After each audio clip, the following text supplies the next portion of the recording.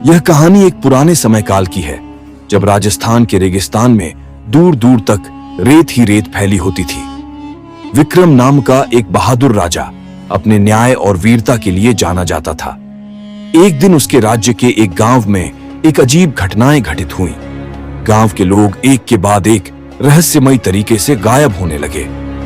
गांव के बुजुर्गों का मानना था कि यह किसी राक्षस का काम है, जिसका नाम था रेतासुर। यह राक्षस हर पूर्णिमा की रात को रेगिस्तान की गहराइयों से निकलता और लोगों को अपने साथ ले जाता। विक्रम ने अपनी प्रजा को इस संकट से मुक्ति दिलाने का प्रण लिया। वह अपने सबसे बहादुर शूरवीर योद्धाओं के साथ उस रेतासुर को ढूंढने के लिए निकल पड़ा। रेगिस्तान की ठंडी रात में वे लोग रेत के समुद्र में भटक रहे थे।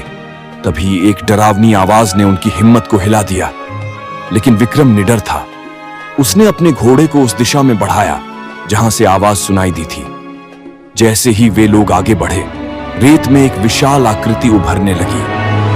यह एक किले जैसा था, जिसके द्वार पर रेतासुर खड़ा था। उसकी आंखें अंगारों की तरह लाल थीं और उसका शरीर पहाड़ के समान विशाल। विक्रम के योद्धा डर से कांपने लगे, लेकिन विक्रम ने साहस नहीं खोया। उसने अपनी तलवार निकाली और रेतासुर का सामना करने के लिए तैयार हो गया। रेतासुर जोर से हंसकर बोला, तुम मुझसे नहीं जीत सकते राजा। मैं सदियों से यहां हूं। जो भी मेरे सामने आया वह कभी वापस नहीं गया। लेकिन विक्रम ने रेतासुर की बातों की परवाह के बिना उस पर हमला कर दिया। एक भयंकर युद्ध शुरू हुआ। तलवारें टकराईं, धरती कांपी और रेत के कण आसमान में उड़ने लगे। विक्रम ने पूरी ताकत से लड़ाई की, लेकिन रेतासुर बहुत ताकतवर था। इसी बीच बेताल प्रकट हुआ। उसने विक्रम को देखते हुए कहा, राजा विक्रम, तुमने हमेशा बहादुरी दिखाई है, परंतु इस बार यह रेतासुर बेहद खतरनाक है। अगर तुम इसे हराना चाहते हो तो तुम्हें मेरी मदद लेनी होगी। विक्रम ने बेताल से पूछा, क्या कर सकते हो बेताल? बेताल मुस्कुराया और बोला, रेतासुर की जान उसके गुफा के नीचे छिपे एक मणि में बसी है। जब तक वह मणि सुरक्षित है, रेतासुर को मारा नहीं जा सकता। तुम्हें उस मणि को नष्ट करना होगा। विक्रम और बेताल ने मिलकर गुफा के गहरे तहखाने में प्रवेश किया, जहां वह मणि रखी हुई थी। जैसे ही विक्रम ने उस मणि को तोड़ा, रेतासुर जोर से चिल्लाया और धीरे धीरे उसकी शक्ति समाप्त होने लगी। विक्रम ने मौके का फायदा उठाया और अपनी तलवार से रेतासुर का अंत कर दिया। रेतासुर के नष्ट होते ही रेगिस्तान में शांति फैल गई।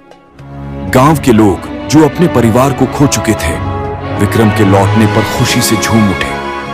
विक्रम की बहादुरी की कहानियां पूरे राज्य में फैल गईं और सभी उसकी प्रशंसा करने लगे। बेताल ने विक्रम को सलाह दी, राजा, तुमने आज एक बड़ा संकट टाल दिया, पर याद रखो कि शक्ति के साथ जिम्मेदारी भी आती है। तुम्हें अपने राज्य को सुरक्षित और शांतिपूर्ण बनाए रखने के लिए हमेशा पहले तैयार रहना होगा। विक्रम ने बेताल को धन्यवाद दिया और अपने राज्य की ओर लौट आया। उस दिन से विक्रम को न केवल एक बहादुर राजा, बल्कि एक सच्चे रक्षक के रूप में भी याद किया जाने लगा।